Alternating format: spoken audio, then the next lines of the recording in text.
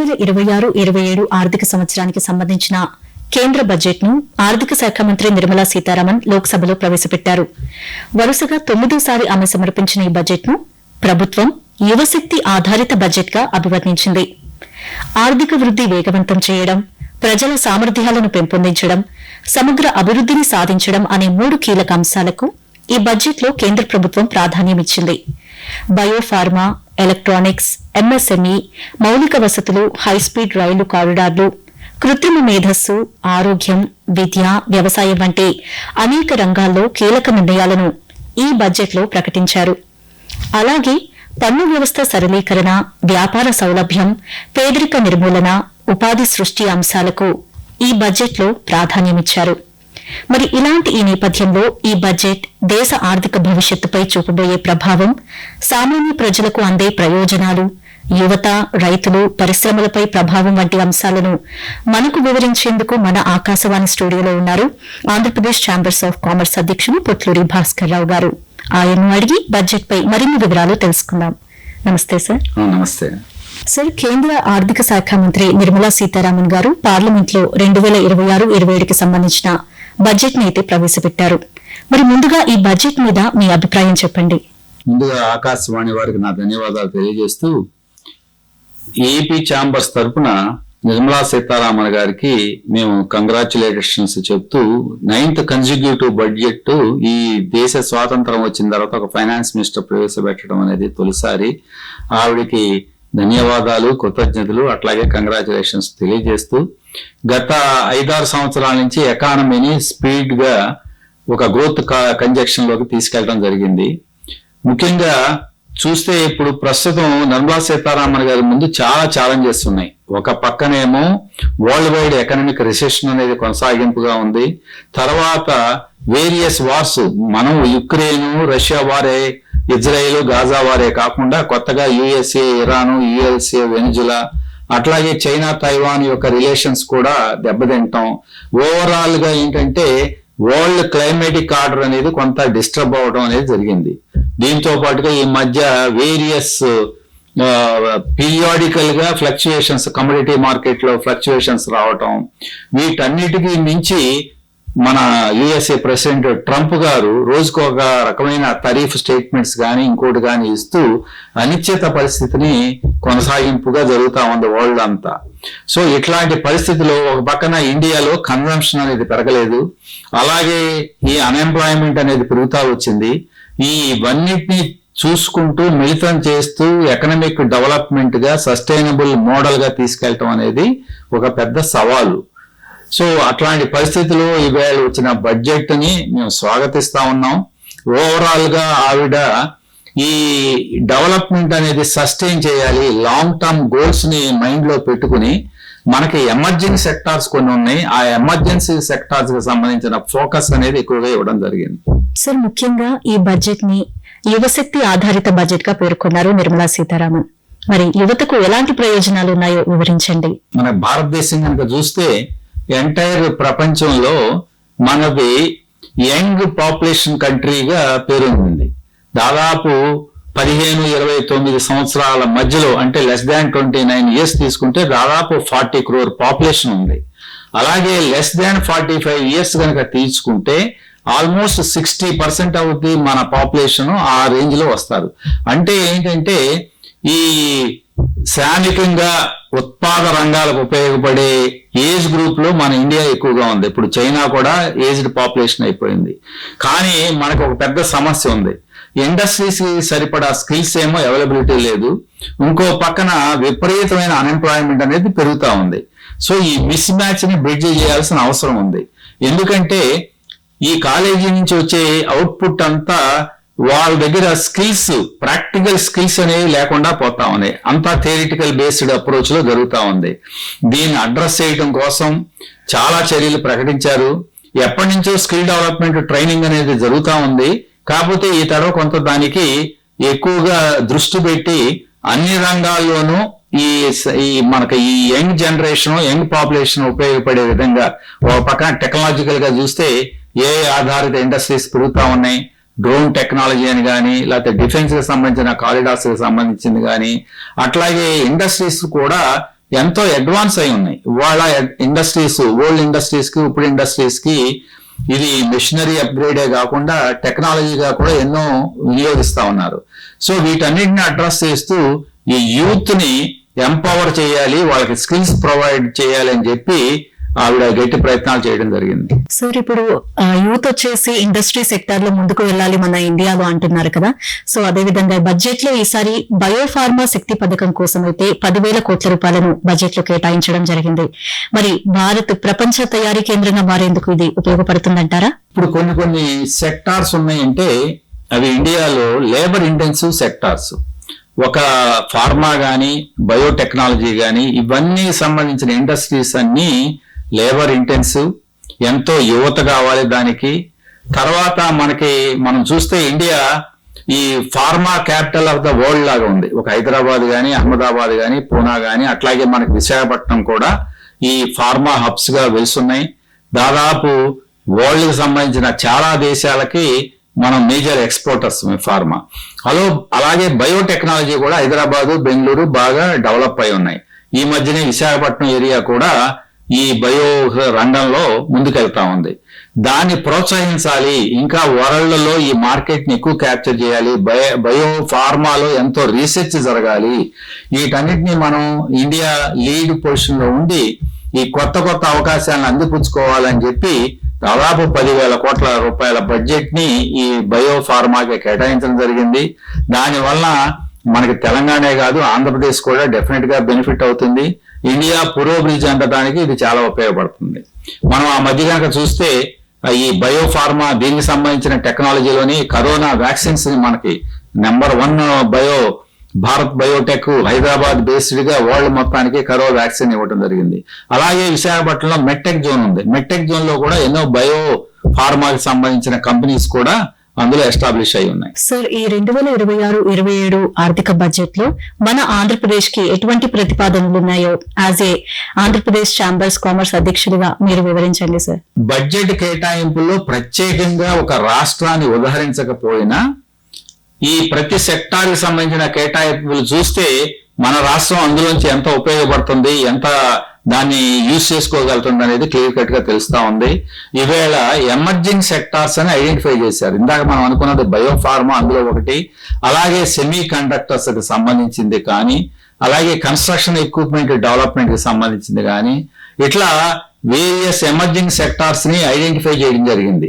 అలాగే rare earth metals కి సంబంధించింది కానీ, ఆ మైనింగ్ సెక్టార్స్ కి సంబంధించింది. ఇవన్నీ కూడా రేర్ ఎర్త్స్ కి సంబంధించి 4 నేషనల్ కారిడార్స్ ని ఐడెంటిఫై చేశారు. అందులో ఒరిస్సాలో ఒకటి, తమిళనాడు, కేరళ, 4వది ఆంధ్రప్రదేశ్. ఈ మనకి విశాఖపట్నం ఏరియాలో ఎంతో రేర్ ఎర్త్స్ ఉన్నాయి. దానికి సంబంధించిన కారిడార్ ని ప్రకటించడం వలన అక్కడ ఎంప్లాయ్మెంటే కాకుండా రీసెర్చ్ డెవలప్ అవటం, ఎంటైర్ ఎకో సిస్టమ్ డెవలప్ అవడం జరుగుతుంది. అది చాలా ఉపయోగకరం.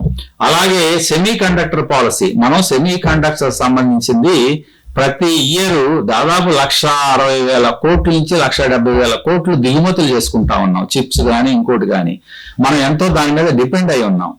ఇది ప్రోత్సహించాలి, మనం సెల్ఫ్ రిలయంట్ గా ఇండియాలోనే డెవలప్ చేసుకోవాలని చెప్పి లాస్ట్ ఇయరే సెమీ కండక్టర్ పాలసీ నేషనల్ లెవెల్లో తీసుకురావటం, అనుబంధంగా స్టేట్ లెవెల్లో కూడా ఆ పాలసీని తీసుకురావటం. దాని ద్వారా 2 కంపెనీలు ఆల్రెడీ సెమీ కండక్టర్ డెవలప్మెంట్ కింద రాయలసీమలో ఎస్టాబ్లిష్ అవుతా ఉన్నాయి. సో ఇది ఒక బ్రహ్మాండమైన పాలసీగా మనం సెల్ఫ్ రిలయంట్ గా ఇతర దేశాల మీద డిపెండ్ అవ్వకుండా ఉండటం కోసం 20,000 కోట్ల నుంచి 40,000 కోట్ల రూపాయలు దీనికి బడ్జెటరీ కేటాయింపులు చేయడం జరిగింది. అది కూడా మన రాష్ట్రానికి ఎంతో ఉపయోగపడం. ఒక రేరియర్స్ కానీ, బయోఫార్మా కానీ, సెమీ కండక్టర్ పాలసీ కానీ, దీంతో పాటు టెక్స్టైల్స్ చాలా ఇబ్బందిగా ఉన్నాయి ఇండస్ట్రీస్. దానికి సంబంధించిన ఎన్నో చర్యలు చేపట్టారు. ఇందులో ఎన్నో ప్రకటనలు జరిగినాయి. ఆ ప్రకటనల వల్ల టెక్స్టైల్ ఇండస్ట్రీస్ కూడా కాస్త నిలదొక్కునే అవకాశం ఉంది. ఈ రంగాలన్నీ కూడా మన ఆంధ్రప్రదేశ్ కి చాలా ఉపయోగకరం. ఇందులో ఎంప్లాయ్మెంట్ గానీ, ప్రొడక్షన్ గానీ అన్ని రకాలుగా ఇవి డెఫినెట్ గా ఉపయోగపడతాయి. సార్, ఆర్థిక వృద్ధి, సామర్థ్య నిర్మాణం, సమగ్ర అభివృద్ధి అనే ఈ 3 అంశాలకు ఈ బడ్జెట్ ఏ విధంగా దోహదపడుతుందంటారు? గత 10 సంవత్సరాల నుంచి self reliant economic development of the country అనే దాని మీద షార్ట్ టర్మ్ గోల్స్ కొని పెట్టుకుని, లాంగ్ టర్మ్ గోల్స్ కొని పెట్టుకుని, ఫిస్కల్ డెఫిసిట్ ని కంట్రోల్ చేస్తూ, అంటే లోటు బడ్జెట్ ని హ్యాండిల్ చేస్తూ దాదాపు ఈ 4.4 కి తీసుకురావడం జరిగింది ఫిజికల్ డెఫిసిట్ ని. అది ఒక బ్రహ్మాండమైన స్టెప్ గా మనం పరిగణించవచ్చు. అలాగే డెట్ టు జీడిపి, మన అప్పులకి మన జీడిపికి సంబంధించిన రేషియోని కూడా కానీ నిర్మలా సీతారామన్ గారు బాగా హ్యాండిల్ చేస్తున్నారు. ప్రస్తుతం 56% ఉంది. గత రాబోయే 4-5 సంవత్సరాల్లో దాన్ని 50% కి తీసుకెళ్తామంటాం. ఓవరాల్ గా ఇది గ్లోబల్ వరల్డ్ లెవెల్లోనే ఫస్ట్ ఆర్ సెకండ్ పొజిషన్ లో 2047కి ఇండియాని పొజిషన్ చేయటం అనేది మన యొక్క మోడీ గారి ఆధ్వర్యంలో జరుగుతున్న ప్రణాళిక.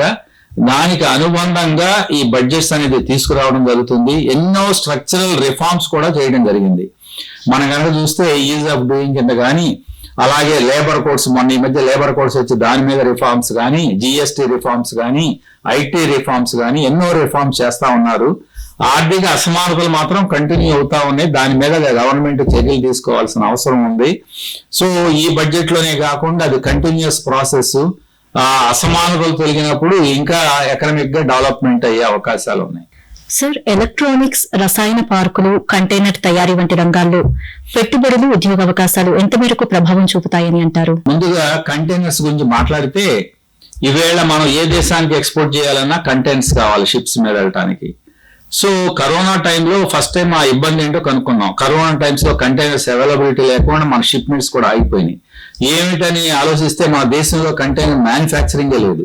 అప్పటి నుంచి ఏపీ ఛాంబర్స్ యూనియన్ గవర్నమెంట్ తో టేకప్ చేస్తా ఉన్నాం. ఇక్కడ కంటైనర్ మ్యానుఫ్యాక్చరింగ్ ఇండియాలో జరిగితే బాగుంటుంది, మనకి డిపెండెన్సీ తగ్గుతుందని చెప్పి. ఆ రకంగా ఈ బడ్జెట్ లో కంటైనర్ డెవలప్మెంట్ కూడా ప్రణాళికలు ప్రకటించడం జరిగింది. అలాగే కెమికల్స్, మనకి కాకినాడ చూస్తే Kakinada to Vizag petro chemical and petro investment region గా ఎప్పటి నుంచో ప్రకటించారు. సో కెమికల్స్ అటు గుజరాత్ గానీ, ఇటు మనకి విశాఖపట్నం ఏరియా గానీ ఇట్లా కెమికల్ హబ్స్ ఉన్నాయి. ఈ కెమికల్ హబ్స్ కి సంబంధించి 3 కెమికల్ పార్క్స్ కూడా ఎస్టాబ్లిష్ చేయాలి. సో ఓవరాల్ గా మనకి కెమికల్స్ ఇతర దేశాల నుంచి ఏమైనా దిగుమతి చేసుకునేవి కూడా సెల్ఫ్ రిలయంట్ గా ఇక్కడ డెవలప్ చేసుకోవాలనే ఉద్దేశంతో ఈ కెమికల్స్ ఇండస్ట్రీస్ ను కూడా ప్రోత్సహించడం జరిగింది బడ్జెట్ లో. ఓవరాల్ గా అది కూడా మన ఆంధ్రప్రదేశ్ కు ఉపయోగపడే చర్య. ఈసారి బడ్జెట్ లో ఎంఎస్ఎంఈ రంగానికి కూడా 10,000 కోట్ల రూపాయలతో అయితే బడ్జెట్ ను కేటాయించడం జరిగింది. మరి ఎస్ఎంఈ గ్రోత్ ఫండ్ అనేది ప్రతిపాదించారు. దీని మీద ఇది ఎస్ఎంఈ గ్రోత్ అనేది చిన్న మధ్య తరహా పరిశ్రమలకు ఎదురయ్యే ఏ ప్రధాన సమస్యకైనా మరి పరిష్కారం దొరుకుతుందని అనుకోవచ్చా? మనం ఎంఎస్ఎంఈస్ అనగానే micro, small and medium industries, అది కంట్రీకే ఒక బ్యాక్ బోన్ లాంటి ఎంఎస్ఎంఈ ఇండస్ట్రీస్. దేశంలో అత్యధికంగా ఎంప్లాయ్మెంట్ ప్రొవైడ్ చేసే రంగాల్లో ఎంఎస్ఎంఈ రంగం ఒకటి. అలాగే ఎంఎస్ఎంఈస్ డెవలప్ అయినప్పుడు డిస్ట్రిబ్యూటెడ్ గా ఎంటైర్ ఏరియాస్ అన్ని రకాల ఏరియాస్ డెవలప్ అయ్యే అవకాశాలు ఉన్నాయి. సో ఇట్లాంటి ఎంఎస్ఎంఈ రంగం గత 3 సంవత్సరాల నుంచి కొంత ఒడిదుడుకుల్లో ఉంది. మేము ఎన్నో మాటలు గవర్నమెంట్ తో టేకప్ చేసాము. లార్జ్ ఇండస్ట్రీస్ రావడం ఒక ఎత్తు, కానీ మెయిన్ గా ఈ ఎంఎస్ఎంఈస్ ని బలోపేతం చేసినప్పుడే ఎంప్లాయ్మెంట్ అనేది అడ్రస్ అవుతుంది. ఆ రకంగా కొన్ని చర్యలు ప్రకటించడం జరిగింది. ముఖ్యంగా ఒక 10,000 crores ఈక్విటీ ఫండ్ గా, ఈక్విటీ ఫండ్ అనుకున్నప్పుడు ఏదైనా ఎంఎస్ఎంఈస్ కొత్తగా ఎక్స్పాండ్ చేయాలన్నా ఇంకోటి అనుకున్నా ఈ దాని యొక్క ఓనర్స్ గనక దానికి సంబంధించిన క్యాపిటల్ పెట్టలేనప్పుడు ఈ ఫండ్ మీద రిసార్ట్ అయ్యి దాన్ని వినియోగించుకోవచ్చు. అలాగే స్మాల్ అండ్ మైక్రో ఇండస్ట్రీస్ కి సంబంధించి ఒక 2,000 కోట్ల రూపాయలు కేటాయించడం జరిగింది, వాటిని కూడా బలోపేతం చేయడానికి. ఇక ముఖ్యంగా క్రెడిట్ గ్యారంటీ స్కీమ్ అనే దాన్ని వేరే రంగాలకి ఎక్స్పాండ్ చేయటమే కాకుండా ఈ థ్రెడ్స్ ప్లాట్ఫామ్ అనేది ఒకటి ఉంది, దాన్ని ఇంటిగ్రేట్ చేయటం. అట్లాగే ఈ పబ్లిక్ సెక్టార్ ఎంటర్ప్రైజెస్ మొత్తానికి ఒక డైరెక్షన్ లాగా ఇవ్వడం జరిగింది ఆవిడ. మనం మోడల్ గా ఉండాలి public sector enterprises.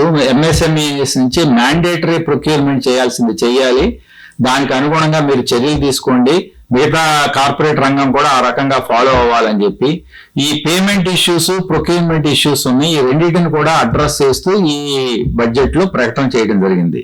So overall గా దీంతో పాటుగా దాదాపు దేశవ్యాప్తంగా 2,000 ఇండస్ట్రియల్ క్లస్టర్స్ ఇవన్నీ ఎప్పుడూ ఎస్టాబ్లిష్ అయి ఉన్నాయి. వాటికి సంబంధించి ఓల్డ్ టెక్నాలజీ, ఓల్డ్ మిషనరీతో రన్ అవుతా ఉన్నాయి.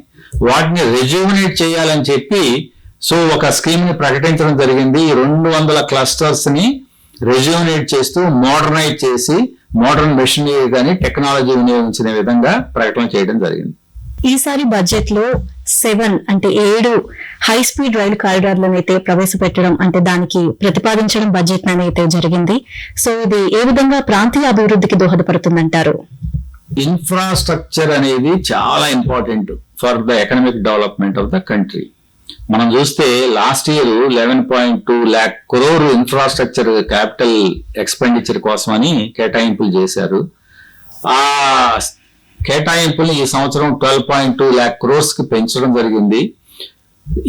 ఇది కాకుండా ఈ హై స్పీడ్ రైల్వే కూడా స్ట్రెంథెన్ చేయాలి. హై స్పీడ్ రైల్ కారిడార్స్ అనేది చాలా చాలా ఇంపార్టెంట్ కార్గో మూవ్మెంట్ కానీ పాసింజర్ ట్రావెల్ కానీ అని చెప్పి 7 కారిడార్స్, అంతకుముందు కారిడార్స్ ఉన్నాయి. ఆ కారిడార్స్ డెవలప్మెంట్ అనేది క్రితం బడ్జెట్ లోనే కేటాయింపులు కొన్ని జరిగినాయి. మనకి విజయవాడ, బళ్ళహార్ష ఇట్లాంటిదని ఆ హై స్పీడ్ కారిడార్ కింద విజయవాడ, విశాఖపట్నం ఇవన్నీ ఆ ఫస్ట్ ఫేజ్ లో ఆ కారిడార్స్ లో ఉన్నాయి. ఇప్పుడు హైదరాబాదు, బెంగళూరు, హైదరాబాదు, చెన్నై, హైదరాబాదు, పూనా ఇవి సౌత్ లో కేటాయించిన హై స్పీడ్ కారిడార్స్. దీని వల్ల ఏమవుతుందంటే మన ఆంధ్రప్రదేశ్, తెలంగాణ రెండు బెనిఫిట్ అవుతాయి. ముఖ్యంగా హైదరాబాదు, చెన్నై అయినా హైదరాబాదు, బెంగళూరు అయినా మోస్ట్ ఆఫ్ ద ట్రాక్ మన రాష్ట్రం గురించే వెళ్తాయి. హైదరాబాదు, చెన్నై అన్నప్పుడు కంప్లీట్ గా మన రాష్ట్రంలోనే కారిడార్ ఎక్కువగా ఉంటుంది. సో ఈ రకంగా ఈ కారిడార్స్ పెంపొందించడం వల్ల ఈ కార్గో మూవ్మెంట్ అనేది చాలా ఫాస్ట్ అవుద్ది. వాళ్ళు ఏంటంటే లాజిస్టిక్ కాస్ట్ అనేది చాలా చాలా ఇంపార్టెంట్.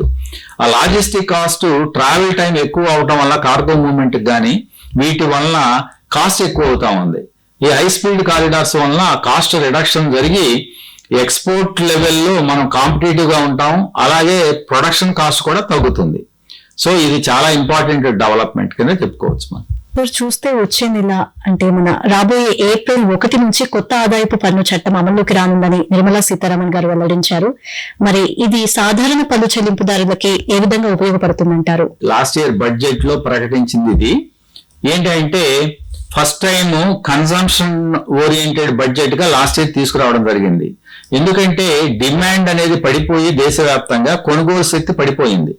దాన్ని పెంపొందింపజేయాలని చెప్పి ఊతం ఇవ్వాలని చెప్పి ఈ ఇన్కమ్ ట్యాక్స్ ని 12 lakhs లాగా తీసుకెళ్తాం. సాలరీడ్ ఎంప్లాయీస్ కి ఇంకో 75,000 స్టాండర్డ్ డిడక్షన్ 12.75 lakhs దాకా ఈ రాయితీలు ఇవ్వటం.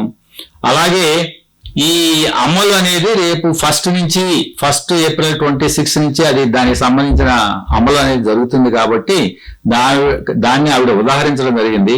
అలాగే ఇన్కమ్ ట్యాక్స్ రిఫార్మ్స్ కూడా చేశారు. సో ఈవేళ కొత్తగా ఈ పన్నులు ఇంకా సరళీకరించకుండా ఉన్నా కొంత ఇన్కమ్ ట్యాక్స్ లో వేరియస్ అదర్ టూరిజం సెక్టార్ ని బూస్ట్ చేయడానికి, ఓవర్సీస్ ట్రావెల్ కి 5% గా ఉన్న TCS ని 2% కి తగ్గించడం, ఇట్లా వేరియస్ అదర్ చర్యలు చేపట్టడం జరిగింది. సో లాస్ట్ ఇయర్ ఈ డిమాండ్ ని బూస్ట్ చేయడం కోసం ఇన్కమ్ ట్యాక్స్ సరళీకృతం చేయటమే కాకుండా ఈ GSTని కూడా రేషనలైజ్ చేసి ఆ పన్నులు తగ్గించడం, GST స్లాబ్స్ తగ్గించడం జరిగింది. దీనివల్ల కన్సంప్షన్ కొంత పెరిగి మన ఎకానమీ ఇవాళ 7% గ్రోత్ రేట్ కి రావడం జరిగింది మొన్న. సో ఈ రిఫార్మ్స్ అనేది ఇన్కమ్ ట్యాక్స్ రిఫార్మ్స్ అనేది కంటిన్యూస్ గా చేస్తా ఉన్నారు.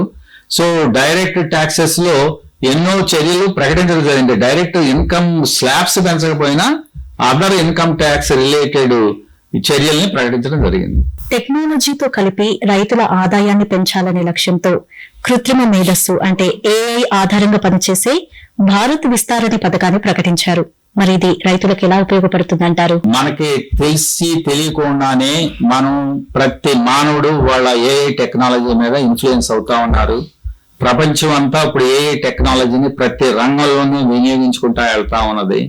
సో దాని వలన కొత్త ఆవిష్కరణ అనేది కాకుండా ఎన్నో రకాలుగా ఈ సులభీకరణ అయిపోతా ఉంది పనులు కూడా. దానికి తగ్గట్టు ఎన్నో AI స్కిల్స్ కూడా కావాలి. వాళ్ళ మీరు వ్యవసాయమే తీసుకుంటే డ్రోన్ టెక్నాలజీ, ఇది AI బేస్డ్ టెక్నాలజీనే. డ్రోన్స్ ను వాడుతున్నారు వాళ్ళ వ్యవసాయ రంగంలో. అట్లాగే ఎన్నో వ్యవసాయ రంగానికి సంబంధించిన ఉత్పత్తుల్లో కానీ లేకపోతే రీసెర్చ్ అండ్ డెవలప్మెంట్ లో కానీ వీటన్నిటిలో కూడా AI టెక్నాలజీని వినియోగించుకుంటారు. మీరు చూస్తే వాళ్ళ ఈ వాతావరణ హెచ్చరికలు మనం క్వాంటమ్ ల్యాబ్ అనేది ఈ అమరావతిలో ఎస్టాబ్లిష్ చేశారు. ఈ క్వాంటమ్ కంప్యూటింగ్ కూడా ఈ ఏఐతో ఇంటిగ్రేట్ అయ్యే ఎన్నో రీసెర్చ్ కానీ ఇంకోటి కానీ ఈ వ్యవసాయ రంగానికి సంబంధించింది కానీ లేకపోతే హెల్త్ కేర్కి సంబంధించినవి కానీ ఇవన్నీ చేయడం జరుగుతుంది. సో ఏఐ అనేది చాలా ఇంపార్టెంట్ టెక్నాలజీ. అందులో వ్యవసాయ రంగం కూడా చాలా ఇన్ఫ్లుయెన్స్ అయ్యే రంగం. దాన్ని వినియోగించుకోవాల్సిన అవసరం ఉంది. విదేశీ పర్యటనలపై కూడా TCS ను అంటే ట్యాక్స్ కలెక్టెడ్ ఎట్ సోర్స్ ను 2% తగ్గిస్తూ ప్రభుత్వం నిర్ణయం తీసుకుంది. మరి దీనివల్ల విదేశీ ప్రయాణాలు, పర్యాటక రంగ అభివృద్ధి మరింత బలోపేతం అవుతుందంటారా? టూరిజం రంగం అనేది చాలా చాలా ఇంపార్టెంట్ రంగం. అన్ఫార్చునేట్ గా గత 2 సంవత్సరాల నుంచి మనకి స్తబ్దతగా ఉంది. ముఖ్యంగా ఈ గ్లోబల్ అనిశ్చిత పరిస్థితులు, యుద్ధ వాతావరణం, వీటన్నిటితో సో ఎకానమీని బూస్ట్ అవడానికి మనకి ఇన్లాండ్ టూరిజం, ఇతర దేశాల నుంచి మన దేశం రావటం, మన దేశం నుంచి ఇతర దేశాలకు వెళ్ళటం, అలాగే డొమెస్టిక్ టూరిజం, మన దేశంలో ఉన్న ప్రజలే ఇతర రాష్ట్రాలకు తిరగటం అనేది డొమెస్టిక్ టూరిజం అంటాం. మనం ఆంధ్రప్రదేశ్ తీసుకుంటే ఎంటైర్ కంట్రీలో 2nd largest domestic tourist arrivals గా ఉంటుంది. మనకి తిరుపతి ఇట్లాంటి ఇంపార్టెంట్, శ్రీశైలము ఇట్లాంటి ఇంపార్టెంట్ ప్లేసెస్ ఉండటం వలన. సో కానీ ఓవర్సీస్ ట్రావెల్ అనేది చాలా తగ్గింది. సో ఎప్పటి నుంచో ఈ ట్రావెలర్స్ అసోసియేషన్స్ కానీ వీళ్ళు కానీ ట్రావెల్ రంగానికి సంబంధించిన, టూరిజం రంగానికి సంబంధించిన వాళ్ళు ఈ TCS 5% అనేది చాలా భారంగా ఉంది, చాలా డిస్కరేజింగ్ గా ఉంది. దాన్ని తగ్గించమని రిప్రజెంటేషన్స్, ఏపీ ఛాంబర్స్ కూడా ఎన్నో మాటలు యూనియన్ ఫైనాన్స్ మినిస్టర్ రిక్వెస్ట్ చేయడం జరిగింది. ఈ టూరిజం ని ఓవరాల్ గా బలోపేతం చేయడం కోసం దాన్ని 5 నుంచి 2% తీసుకురావడం అనేది మంచి శుభ పరిణామం. దానివల్ల ఏంటంటే ఈ ఇండియన్ టూరిజం కూడా బెనిఫిట్ అవుతుంది.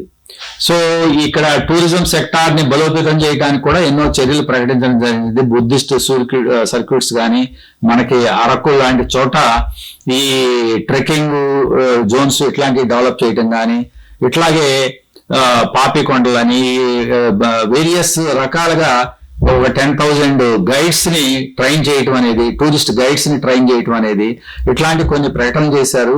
ఓవరాల్ గా టూరిజం సెక్టార్ అనేది important sector, largest employment creator MSMEs లాగానే. సో ఈ 2 రంగాలని బలోపేతం చేయడం చాలా అవసరం. భారత్ వచ్చేసి ఆర్థిక వ్యవస్థలో ప్రపంచంలోనే అత్యంత ఆర్థిక అభివృద్ధిగా చెందుతున్న వ్యవస్థగా అయితే ముందుకు వెళ్తోంది. మరి అన్ని రంగాల సమ్మిళిత వృద్ధికి కేంద్ర బడ్జెట్ దోహదపడుతుందంటారా? బడ్జెట్, ఈ ఒక బడ్జెట్ వల్ల అనుకున్నది టార్గెట్ కాదు, ఇది step by step. Okay, government long term approach తో, లాంగ్ టర్మ్ ప్లానింగ్ తో జరగాల్సిన వ్యవహారం. ప్రస్తుతం ఏంటంటే ఎన్నో రకాల అనిశ్చిత పరిస్థితుల నుంచి ఈ ఎకానమీని స్ట్రెంథెన్ చేయటం, స్టేబుల్ గా ఉంచడం అనేది చాలా ఇంపార్టెంట్ స్టెప్ గా ప్రస్తుతం ఆ పరిస్థితి నిర్మలా సీతారామన్ గారు, మోడీ గారి ఆధ్వర్యంలో 3-4 సంవత్సరాల నుంచి జరుగుతూ ఉంది. మీరు కనుక చూస్తే మనకి డెఫిసిట్ ని కానీ ఇవి కానీ కూడా బాగా హ్యాండిల్ చేశారు. 2047కి ప్రపంచంలోనే ఫస్ట్ కాకపోయినా లార్జెస్ట్ ఎకానమీగా, సెకండ్ కన్నా మనది ఇండియాని పొజిషన్ చేయాలని చెప్పే ప్రయత్నాలు జరుగుతూ ఉన్నాయి. ముఖ్యంగా ఎమర్జింగ్ సెక్టార్స్, మనం ఇతర దేశాల మీద ఆధారపడే ఎక్కువ రంగాల మీద సెల్ఫ్ రిలియంట్ గా ఆత్మనిర్భర్ భారత్ స్కీమ్ కింద ప్రోత్సహించాలని చెప్పి మనం ఇందాక ప్రకటించిన ఈ సెమీ కండక్టర్ పాలసీ కానీ, రేర్ పాలసీ కానీ, ఇట్లాంటివన్నీ కన్స్ట్రక్షన్ ఎక్విప్మెంట్, అండర్ గ్రౌండ్ లో rare earth very high and equipments ని కూడా బలోపేతం చేసుకుని మనం అన్ని దిగుమతి చేసుకుంటున్నాం. వాటన్నిటిని ఇక్కడే డెవలప్ చేయాలని చెప్పి కానీ, అట్లాగే ఈ MSMEs అన్నింటినీ బలోపేతం చేయాల్సిన అవసరం కనిపెట్టడం.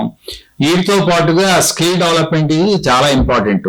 అగ్రికల్చరల్ డెవలప్మెంట్ ఒక పక్కన, దానికి సంబంధించిన ఓవరాల్ గా ఇండస్ట్రీ స్కిల్స్ కి, విద్యా విధానంలో రిఫార్మ్స్, హెల్త్ కేర్ ని స్ట్రెంథెన్ చేయటం, ఇవన్నీ అన్ని రంగాలు సమ్మిళితంగా, అలాగే అసమానతలు తగ్గించుకుంటా వెళ్ళటం, ఈ 2 మిళితంగా జరిగినప్పుడు, ఇంటిగ్రేటెడ్ అప్రోచ్ లో జరిగినప్పుడే మనం అనుకున్న గోల్ ని రీచ్ అవ్వగలుగుతాం. బ్యాంకింగ్ రంగానికి సంబంధించి ఎటువంటి ప్రయోజనాలు ఉన్నాయి ఈ బడ్జెట్ లో? అన్ఫార్చునేట్ గా భారతదేశం ఇంత డెవలప్ అవుతున్నా గ్లోబల్ టాప్ 50 బ్యాంక్స్ అని వేసుకుంటే దరిదాపులో ఒక స్టేట్ బ్యాంక్ ఆఫ్ ఇండియా అని ఉంది, లార్జ్ సైజ్డ్ బ్యాంక్స్ గా. మన economy 3rd position, 2nd position ఇట్లాంటివి మనం ఎదుగుతున్నప్పుడు వీటి యొక్క క్యాపిటల్ స్ట్రెంగ్త్ అనేది సరిపోదు. అందుకని బ్యాంకింగ్ లో రిఫార్మ్స్ తీసుకురావడానికి ఒక కమిటీని ప్రకటించడం, అలాగే బ్యాంక్స్ మెర్జర్ చేసి ఒక స్ట్రాంగ్ బ్యాంక్స్ గా, లార్జ్ బ్యాంక్స్ గా ఎవాల్వ్ చేయాలని చెప్పే ప్రయత్నాలు చేయటం. గత 5-6 సంవత్సరాలు చూస్తే కొన్ని బ్యాంక్స్ ని మెర్జర్ చేయడం జరిగింది. అట్లాగే పెద్ద పెద్ద ఇన్వెస్ట్మెంట్స్, వాళ్ళ ఒక డేటా సెంటర్ వైజాగ్ లో వస్తుంది గూగుల్ అన్నప్పుడు దాదాపు 1-2 లక్షల కోట్ల పెట్టుబడి. అట్లాంటి కొన్ని క్యాపిటల్ ఇన్వెస్ట్మెంట్స్ కి బ్యాంక్ సపోర్ట్ చేయాలంటే వాళ్ళ బ్యాలెన్స్ షీట్ స్ట్రెంత్ అనేది సరిపోదు. అందుకని బ్యాంకింగ్ రంగాన్ని బలోపేతం చేయాలి. కొత్త బ్యాంక్స్ ని కూడా అవసరమైతే బ్యాంకింగ్ ఫైనాన్స్ మినిస్ట్రీ క్రియేట్ చేయాలి. వీటిని ఉన్నటిని స్ట్రెంథెన్ చేయాలి. వాళ్ళ బ్యాలెన్స్ షీట్స్ ని క్లీనప్ చేయాలి. సో కొన్ని సంస్కరణలు కూడా తీసుకురావాల్సిన అవసరం ఉంది. దానికి అనుగుణంగా కొన్ని చర్యలు 1 సంవత్సరం కాకపోయినా రాబోయే 3-4 సంవత్సరాల్లో దానికి అనుగుణంగా చర్యలు చేపట్టాల్సిన అవసరం ఉంది. సార్ ధన్యవాదాలు సార్. మీ సమయాన్ని మాకు కేటాయించి కేంద్ర ప్రభుత్వ బడ్జెట్ లో ముఖ్యమైన అంశాలను చాలా వివరంగా మా శ్రోతలకు వివరించారు. Thank you sir.